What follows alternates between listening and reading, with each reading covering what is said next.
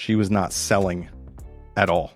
This is not selling. And my biggest gripe on this call is that This is way too early in the conversation, having this kind of exit conversation with somebody. I don't like that approach. She has learned nothing about this lead that he didn't insert into the conversation himself on purpose. I never, ever, ever, ever, I mean, let me say it again, ever want to hear an agent say, Cash call, everybody. Dale Archdekin, Brian Curtis back for another week. Right, Brian? I'm here. I'm excited. Got a great call today that I'm looking forward to playing. Yeah, it's always fun to do cash call. Excellent, man. Well, I am too. So I switched out my Patty hat from last time to an actual normal baseball cap. So I don't know if anybody noticed, but the Patty hat will be back. I was like, I can't do it twice in a row. I actually thought about this. It was a consideration. I'm like, I don't know if I can, then it's going to be a thing and then I have to do it all the time. And I don't know. I'm not ready for that to be part of the brand, Brian. Yeah, it's funny. I thought about that different things too. I've gone through a different phase. I was in wear a black t-shirt and a coat phase, and that may come back. I was in the hat phase. That I don't know. So clearly Dale and I's job is to help you do better on your calls, not advise you on your fashion. So true. Exactly. So you got a call for us today. What's the premise of the call, Brian? The premise to me is missed opportunity. And it's crazy. Sometimes I feel like we have a good call and we don't understand why we didn't end up transacting with that person or going on an appointment with that person. And I feel like this is really important, that just because the call's pleasant and it was a good conversation doesn't mean we did it right. And that's kind of what I feel as I listen to this call, is we missed opportunity. Okay, great. Why don't you go first this time? All right, I can do it. Hey, the Curtis Realty Group. Realtor.com connected us. Were you trying to get some information about a property? Oh, man, y'all are wicked fast. Okay. I got a job over here at Cave Springs, and I was kind of looking around at, like, homes kind of thing. Okay. Is there a specific one that you like or interested in? I haven't really got that far. Y'all are so damn quick. Hilarious. Okay, I love that. Well, basically, I'll just give you a little bit of information really quick. So I am actually local. So I live like in Rogers. That's why Realtor.com connected you to me. Okay. So anyways, I can text you from my cell phone as soon as we get off the phone. That way you have my direct number. And then if you have a house or land or anything that you run across that you have any sort of question about, or if you want to see something like in person, like tour it, all you have to do is just send me a text or give me a call, and then I can pull up information or book you an appointment or whatever needs to happen. So I don't know how you feel about this, Dale, but I feel like we're saying, hey, if you want to work with me, I'm going to send you some information. And then when you find something on the internet, then you should give me a call. That's kind of what I heard here. I don't know if you heard something different or not. No, I heard the same thing. And it is problematic. And this is way too early in the conversation, I think, to be having this kind of exit conversation with somebody. We're basically asking the client to come to us. Whenever you're ready, come to us. Whenever you're ready, come to us. I don't like that approach. I like the approach of, I'm going to build a plan for you. I'm going to show you how this works. I'm going to be here for you. I'm a representative. I'm a professional. I'm organized. And you wouldn't ever even consider working with somebody else. And I feel like we went the exact opposite way on this of, please work with me, is kind of what I heard. Yep. And I don't know why she didn't go for more discovery first, rather than, I'm curious why she made the decision to go down this path that almost sounds like an exit conversation. Right. And we're 1 minute and 14 seconds into a 4-minute call. So yeah, it's interesting. Let's listen to a little bit more. But I think the takeaway for me here is, first of all, do things at the appropriate time. Like the order of things for me is rapport. Rapport is first because it's the most important thing. Then it's discovery. And I feel like, to your point, we kind of jumped to the button up. Like, well, okay, we're at the end of the call now, and when we're done, then you should do these things. So I feel like we skipped a bunch of steps along the way. Let's see how she navigates through that. And I'm assuming, well, I've never bought a home before. Okay. If I find one I like, and I'm like, okay, this is something that I might want to try and do. Do I discuss finances with you, or is it like I go find a bank and you just kind of assist? I don't know how it works. Yeah. Okay. Exactly. Yeah. So that's exactly how it works. So I am here for all of the home buying stuff, any questions you may have, of course. And then when you're like, this is the house, like I do all the writing and offer and all that. But I have some good lenders, but honestly, you can go to anyone that you want to talk to, any bank, any. So I never, ever, ever, ever, I mean, let me say it again, ever want to hear an agent say, you can go to whoever you want. As somebody who has been unbelievably. Don't you have a mortgage company? Yes, I own a mortgage company, and this person's on my team. I'm not even talking about that frustration because I realize the majority of our fans don't. Okay. Well, for the fans out there, Brian has a mortgage company also. And so this is the reason this is slightly problematic is because the agent on his team is not, not that you could certainly, you want to at least make the option. Hey, we have a great in-house mortgage company to make your life easy. Would you like to start there? Oh, no. Okay. Well, then in that case, I have some other options for you. Again, the majority of our listeners probably don't have their own mortgage company. I think that's a safe assumption. Some percentage of them do, but most people don't own a mortgage company who are real estate agents. So let's set that aside. What's the other problem with this? I don't know about you, Dale, but there's nothing more frustrating to me than working with vendors. And when I'm saying vendors, I'm talking about inspectors, appraisers, lenders, title companies that don't do their job. Because it's hard enough to get from A to Z in a real estate transaction already. Like there's so many moving parts, so many things that could possibly go wrong. And if there's people in that transaction who aren't doing their job, now all of a sudden, guess who gets to do their job? In my experience, the real estate agent has to step in and do this and do this and do this. And so aside from the fact that, yes, I would like it to come to my mortgage company because there's a financial investment there. But that aside, I've worked with so many people over the years with crappy lenders, and it makes your job 10 times harder. And here's the worst part about it. They don't blame the lender, they blame you. So For the love of God, if you can direct them to a lender who will answer their phone, who will do their job, who will follow up, not, just go to your local bank. Again, huge pet peeve of mine because I literally think it costs deals over and over. Oh yeah, of course it does. Makes a huge difference. And this guy's a first-time home buyer. So he was begging, it felt like, for direction. Yeah, I don't understand why this agent's so reactionary. Meaning like, oh, you mentioned you're a first-time buyer. Oh, and you have questions. All right, well, let me give you a slight amount of guidance here. This is super backwards. Yes. Well, let's listen to some more. But yeah, I can connect you to lenders, or you're welcome to go find one on your own. Basically, you said you've never bought a house. So really the first step, looking at properties is great, but talking to a lender because they'll give you a pre-approval letter to finance. You know what I mean? They'll say, okay, you're going to have this type of loan and you're pre-approved up to this amount. The first thing you want to do is talk to a real estate agent who you just happen to have on the phone right now, but is struggling to direct how this should go for you. And ultimately, when I'm hearing this, and let's fast forward to a month from today, right? The number one thing that this agent should be doing a month from now, and probably should have been done 3 or 4 days ago when this call happened, let's get together and do a buyer consult. Let's get together. I have time on Tuesday or Wednesday. Let's find out what you like, when you like. Let's go through the entire process. Since you're a first-time home buyer, our job is to hold your hand. I don't like that script, but our job is to make sure that you know every single step, every single way all along this transaction so you can feel comfortable and get into your new house. How does that sound? That sounds great. Great. So I've got time on Tuesday or Wednesday. Which day works better for you? An appointment is key here, I think. Let's hear some more. This is very curious. And so once you have that, it makes it really easy to write an offer, right? Because you've already talked to a bank.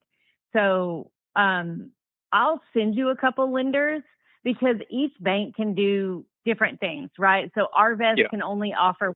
Okay, so let's talk about this. First of all, every bank does about the same exact thing nowadays, by the way. I mean, it's not 2006 when I could have 27 different types of loans. It just doesn't happen anymore. Basically, for the last 10 years, in my experience, Dale, every loan is the same. It's conventional, FHA, VA, rural development. Those are your 4 choices. You're going to pick one of those. And the rates vary slightly from lender to lender, but they're all basically the same. The difference is the quality of the person that you're talking to doing their job. The loan programs are all the same. So it's about the people, and it should always have been about the people, but it's about the person who's the loan officer. Get with a good loan officer, especially for a first-time home buyer. And I want to just throw this in here. The second I hear first time home buyer, everything shifts for me into I am now in charge of this person, helping them succeed. This is what things that we're going to do. All of a sudden I switch to being in charge. I like to be in charge anyway, but definitely with a first time home buyer, I'm the person who's in charge. They need you to be in charge. They need you to help them. They need you to guide them. And the way that this sounds is sort of like the guy's like, I don't know anything. I think I'm talking to a professional, and the professional's like, well, there's so much I could tell you, but go start here, go down the road, talk to a mortgage person, and then come back. This doesn't sound good to me at all. We're on the same page. For what Arvest offers, but if you go to a different bank, you may be pre-approved for more, or have different terms. So I'll send you a couple of good ones, and then you're welcome to do that at any point in time. But I definitely, before you start getting really, really serious, I would make sure that you have a pre-approval letter. That way you're not, wasting your time on if that's not the price range you actually want to be shopping in. You know what I mean? Like, you'll know what you're actually approved for. Quick question. Didn't this lead inquire on a property? The lead did, and then the agent didn't. So our system isn't perfect, just like everybody's system isn't perfect. Sometimes there's a delay between when I get the lead and when I get the information about the lead. So sometimes you got to fake it a little bit on the front end. And this guy actually said, if you listen to the front end, well, you're so quick, I don't even know. So yes, he did inquire about a certain property. I don't know. Well, I didn't look up which property he inquired about, but yes. So the agent should have known that. And by this point in the call, she could have figured it out. She was focused on other stuff.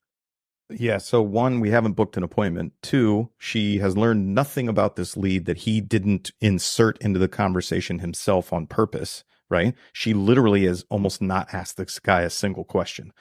So I think she definitely needs some core sales training. Yeah. And what I was going to bring up is graffiti. Let me find it again here, because you have to be careful what you say over and over again. Arvest can only offer what Arvest offers, but if you go to a different bank, you may be pre-approved for more, or have different terms. So I'll send you a couple of good ones, and then you're welcome to do that at any point in time. But I definitely, before you start getting really, really serious, I would make sure that you have a pre-approval letter. That way you're not, wasting your time on if that's not the price range you actually want to be shopping in. You know what I mean? Like, you'll know. So she says, you know what I mean, a lot.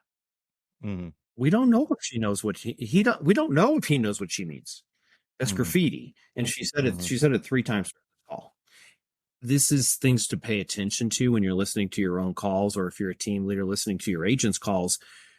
Do you know what I mean? And then if you're going to ask a question and that's not really a question, why not say, does that make sense to you?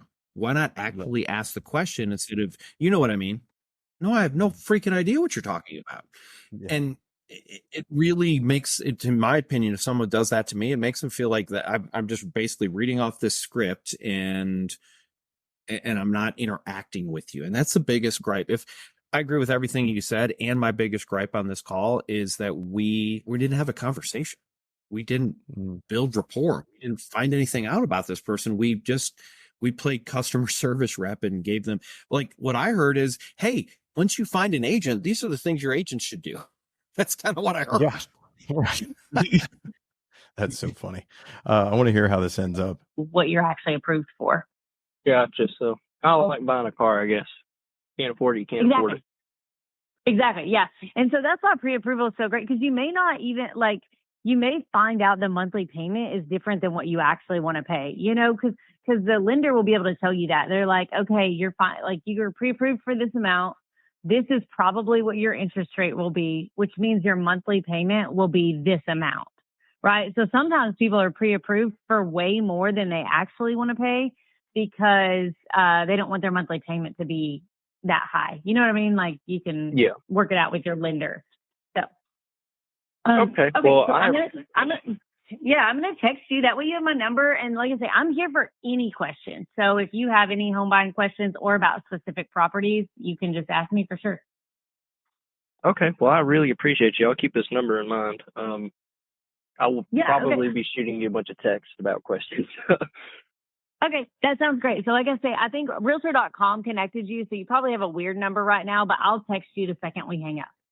Okay. Awesome. Alrighty. Well, let me know if you need anything. Oh my God. I want to play this call with this agent and be like, 1, what are you doing? 2, what do you know about this guy? And after she says the 1 or 2 things she knows about this guy, I'm hoping that she very quickly discovers she was not selling at all. This is not selling. No. Selling is building rapport, asking questions, and directing what's going to happen next. Something that makes sense for the lead, right? And this was bad. Bad. So I would definitely, she sounds pleasant. She doesn't know how bad this call was. We know how bad this call was. And I'm sure she thinks it went well, right? Right. She's like, oh, I had a great conversation, told him a bunch of stuff, and he's awesome, really cool. And he's going to call me when he's ready to do something and after he talks to a lender. And God help her. Hopefully he does not run into an agent like me or you, because he will not be calling you again. Here's the reality of people who, and this is obviously an online inquiry. How do we know that? She said realtor.com. By the way, there's a whole bunch of other online sites. He can go to Zillow. He can go to my website. He can go to all my competitors' websites. He can go to all these websites, and probably will, because there's no commitment here. At the end of the day, I don't, if I'm this potential buyer, I don't feel a commitment to this agent at all. There's no reason to. She gave me no reason to commit. I would only disagree with this insofar that, based on his tone, he sounded like he liked talking to her. He hasn't talked to anybody else, currently doesn't have any other option. So I think that he would go back and talk to her again if he doesn't run into anybody else who has better sales skill or is more skilled or practiced, who will convert him into their client. Yeah. And you talk about all the time. And I think it's an important thing to think about right now. What is the next logical step here? Yeah, the next logical step is like, hey, I gave you advice, go figure it out and call me when you're ready to do something. That's the way it was left. Right. And if you don't give somebody the next logical step, you know what they're going to do? They're going to do whatever they think is best, which may work out for you, but there's a real good chance it won't. So anyway, fun little call there. And, it's funny. It really does emphasize to me how many times we feel like we have a great conversation, and it is a great conversation. It's just not a great sales conversation. There was not a great sales conversation whatsoever. So Brian, the call that I have is about interest rates. This guy's objecting to the interest rate. So I want to break this down. It's funny. We both have a call kind of has something to do with mortgages. You're not looking at all, or even are you even thinking about it? We're browsing right now. That's it. Yeah. Okay. Most people that honestly register for the website are just browsing. So not a problem at all. I appreciate you signing up. Okay. Yeah. What got you starting to browse? Like, what got you curious about the market? We're thinking about it, but it's going to be a little bit. Yeah, that's fine. I mean, when you say, and what has you curious about the market at all? You know what I mean? Like, what has you wanting to browse? I'm just looking at the fact that prices are way overinflated right now on houses, and interest rates are really high, and the houses don't last long. All right. Now, the guy didn't exactly answer the question. The agent is trying to go for motivation. The guy gave him the opposite of motivation, right? So he gave him his objections, which is that prices are too high, interest rates are too high. So we're going to hear how he continues to go and break this down. Sure. And so we're just looking. That's it. Okay. Got it.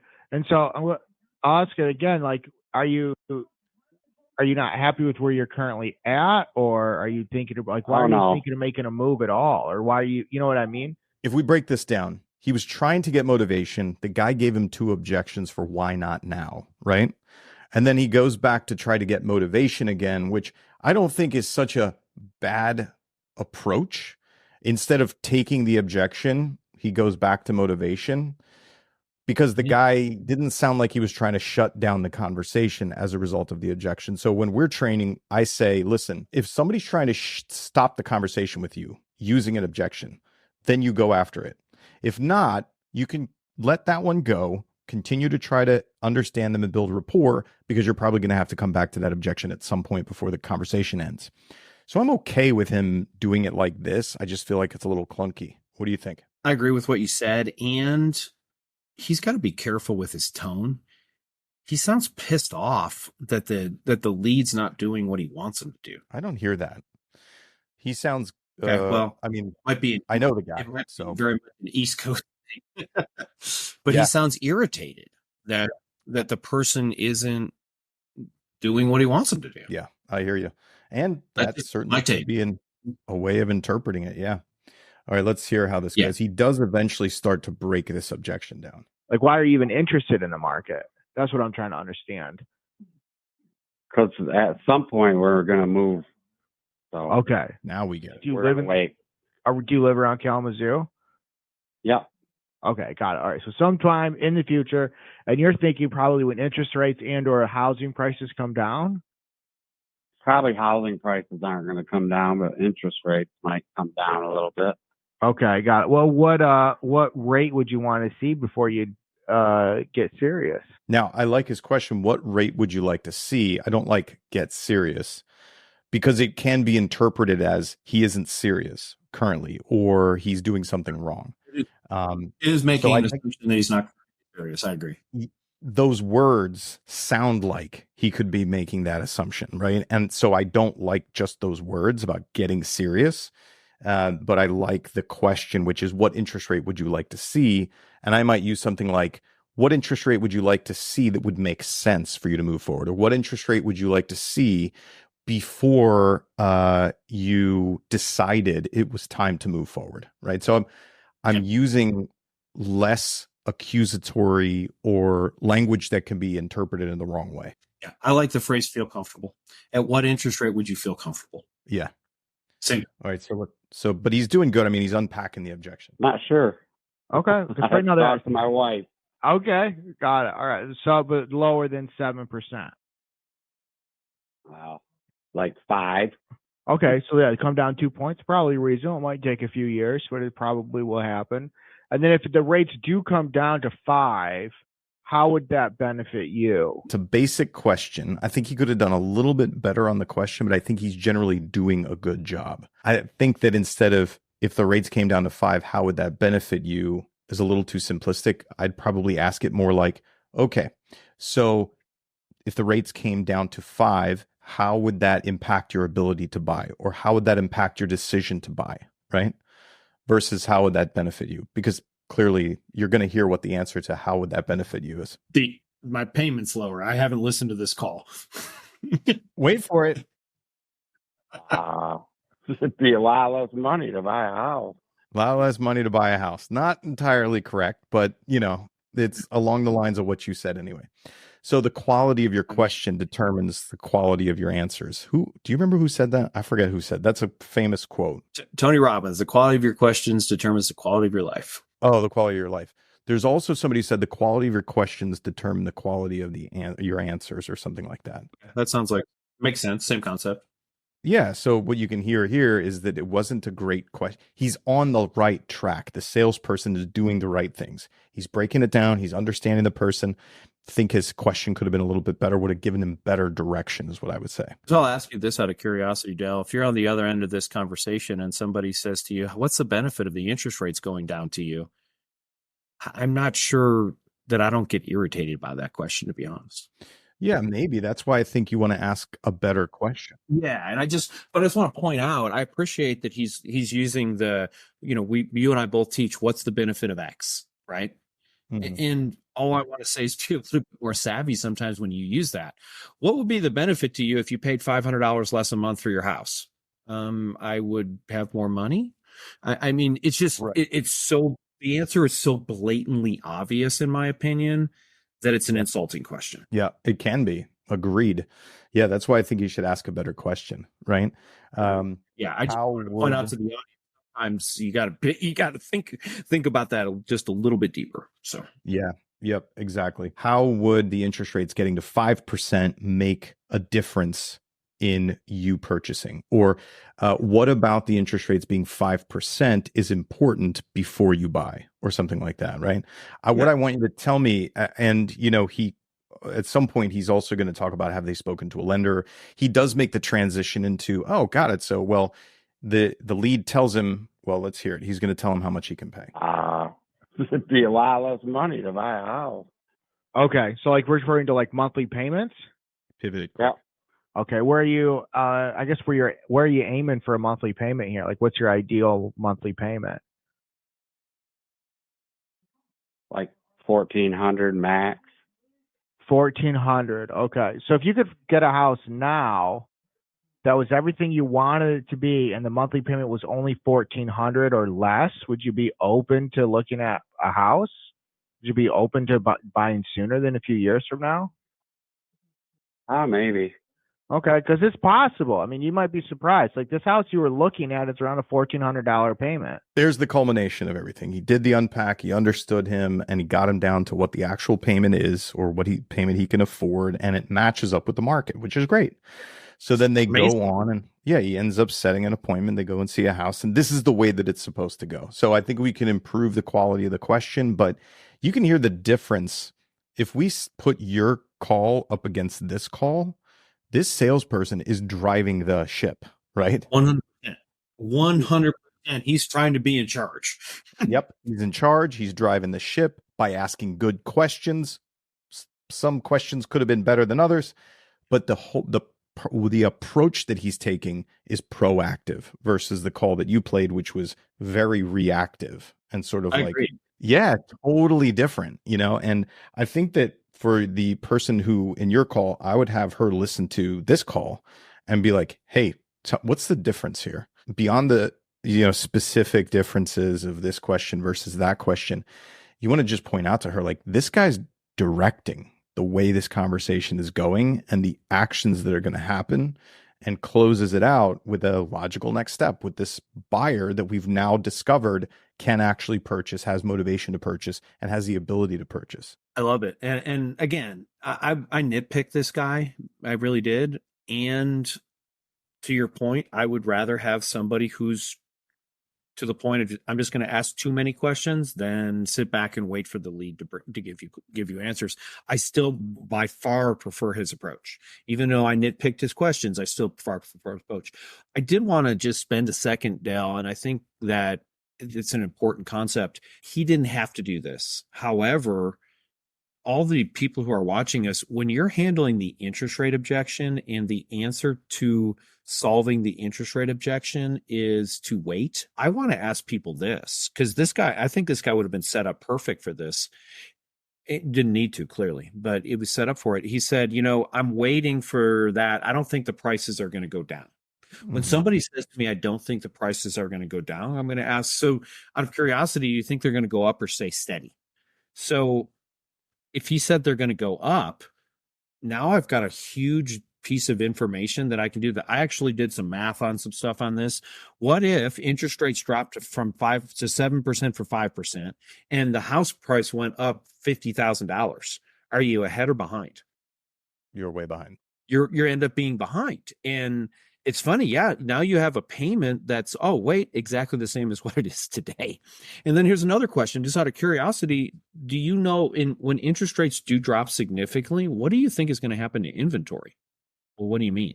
Well, let's just take a look at 2021. When interest rates bottomed out in 2021, I don't know if you were in the market or paying attention to what was going on, but I was having listings that I was getting 40 and 50 offers on, and they were all significantly over the asking price. Let me ask you this. If their interest rates were to drop 2%, do you think maybe that would happen again? People have a tendency to just focus on what's directly important to them directly in front of what's directly in front of this guy, payment, right?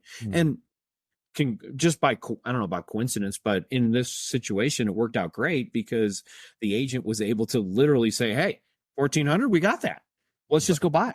But that's not what's going to happen most of the time. That's not always the case. This one worked out well in terms of that. Yes, exactly. Sometimes you got to get people, and I've actually got a whole big long thing that I do is say, look, where else, if the house is going to go up $50,000 in the next, say, 48 months or whatever, what other investment for $400 a month can you make 50 grand in 4 years?